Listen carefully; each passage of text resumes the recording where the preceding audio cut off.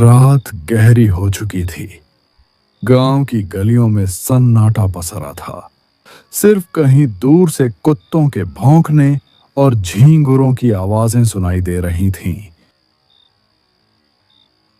गली के मोड़ पर बनी एक छोटी सी चाय की दुकान कांपती हुई लालटेन की पीली रोशनी में जगमगा रही थी। लकड़ी की बेंच पर दो आदमी बैठे थे। शिवा, तूने कभी उस पुराने पीपल के पेड़ के नीचे रात में रुककर देखा है? लोग कहते हैं कि वहां सफेद साड़ी वाली औरत दिखती है। कहते हैं वो औरत असल में उसी हवेली वाली है जिसकी बरसों पहले मौत हो गई थी।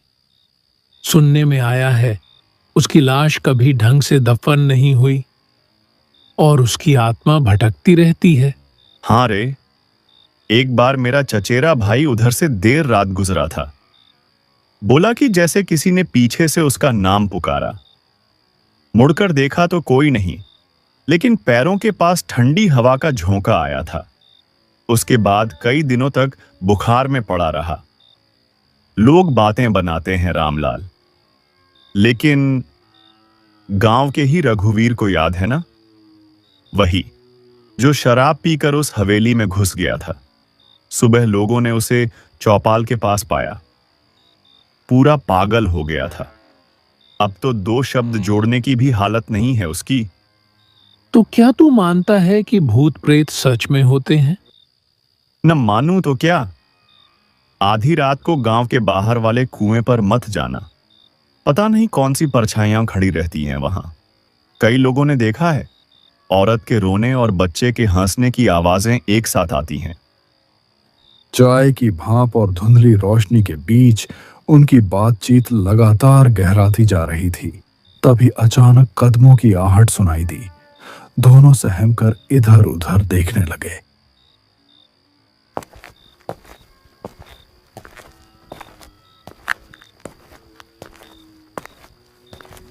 गांव के सन्नाटे को चीरता हुआ उनका तीसरा दोस्त वहां आ पहुंचा। उसका चेहरा थका और बुझा हुआ था, मानो किसी अनजानी यात्रा से लौटा हो। वह पास आकर बैठ गया। कुछ देर का सन्नाटा छाया रहा। अरे तू आ गया, चल अब माहौल बनेगा। तू ही हमें कोई डरावनी कहानी सुना दे।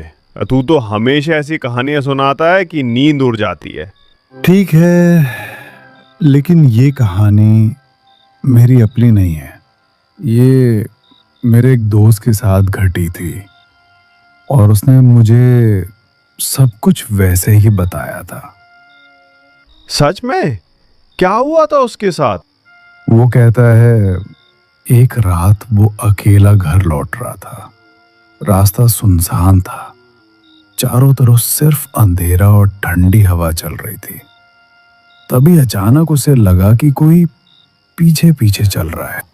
फिर धीरे धीरे उसने अपनी पुरानी आदत दोहराई, डरावनी कहानियां सुनाने की। उसकी आवाज धीमी थी, पर हर शब्द माहौल को और बोझिल कर रहा था। उत्तर प्रदेश की घनी जंगलों से घिरा एक गांव है। नाम है भैरवपुर। दिन के उजाले में तो यह गांव किसी साधारण बस्ती जैसा लगता है। खेतों में काम करते किसान, चौपाल पर बैठे बुजुर्ग और कच्ची गलियों में दौड़ते बच्चे। लेकिन रात होते ही भैरवपुर की पहचान बदल जाती है। गांव पर एक सन्नाटा छा जाता है, जैसे हवा तक अपनी रफ्तार रोक लेती हो।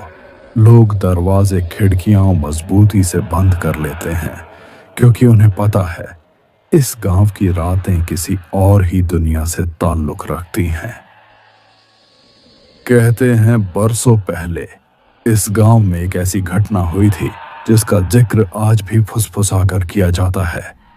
उस घटना के बाद से भैरवपुर की हवाओं में एक साया बस गया। कुत्तों का एक साथ रो पड़ना, पुराने पीपल के पेड़ से आती कराहटें और उस सूखे कुएं के पास सुनी जाने वाली औरत की चीखें। ये सब किसी भ्रम का हिस्सा नहीं, बल्कि इस गांव की सच्चाई है।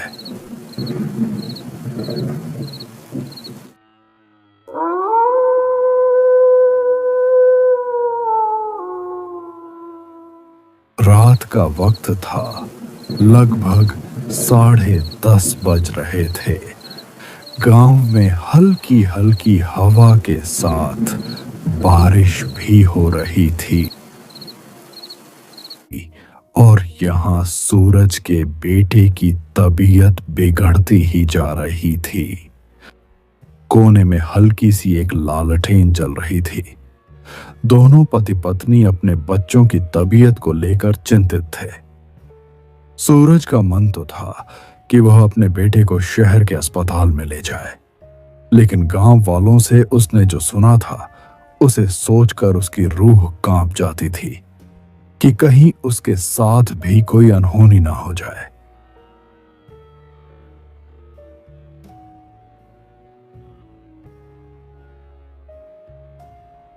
सुनिए जी, बाबू की हालत बिगड़ती जा रही है। कुछ कीजिए वरना देर हो जाएगी। हाँ, अब और रुकना ठीक नहीं। मैं बाबू को लेकर साइकिल से ही शहर के अस्पताल निकलता हूँ। अकेले? रात का वक्त है जी, रास्ता सुनसान है। मुझे बहुत डर लग रहा है। डर मुझे भी है, पर बाबू की जान से बढ़कर कुछ नहीं। चाहे रास्ता कैसा भी हो, मैं उसे शहर जरूर ले जाऊंगा। हिम्मत रखना। तुम घर पर बाबू की मां बनकर दुआ करना। मैं बाबू का बाप बनकर हिम्मत दिखाऊंगा। भरोसा रखना, मैं बाबू को ठीक करके ही वापस लाऊंगा।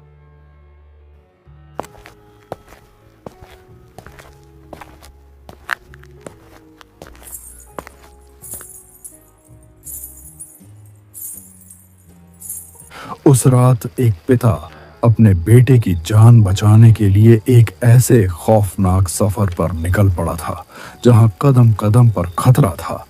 इस गहरे अंधेरे के बीच साइकिल चला रहे सूरज के मन में डर बढ़ता जा रहा था।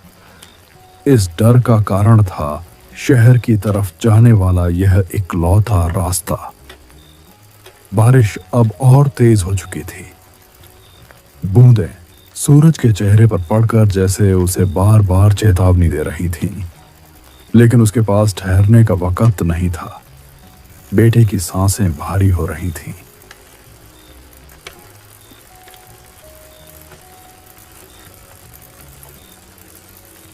और हर पल उसके हाथ से फिसलता जा रहा था। रास्ता सुनसान था। दूर दूर तक सिवाय काले अंधेरे और बारिश की आवाज के कुछ नहीं था। यह वही रास्ता था जिसके बारे में गांव में कई कहानियां सुनी जाती थीं। लोग कहते थे कि इस रास्ते पर रात में कोई परछाई चलती है, कोई अजीब सी परछाई जो साथ साथ चलती है और अचानक गायब हो जाती है। सफर अभी बहुत लंबा था, इसीलिए सूरज अपनी साइकिल तेज चला रहा था ताकि वह जल्दी शहर पहुंचकर अपने बेटे की जान बचा सके। लेकिन अब बारिश बंद हो चुकी थी।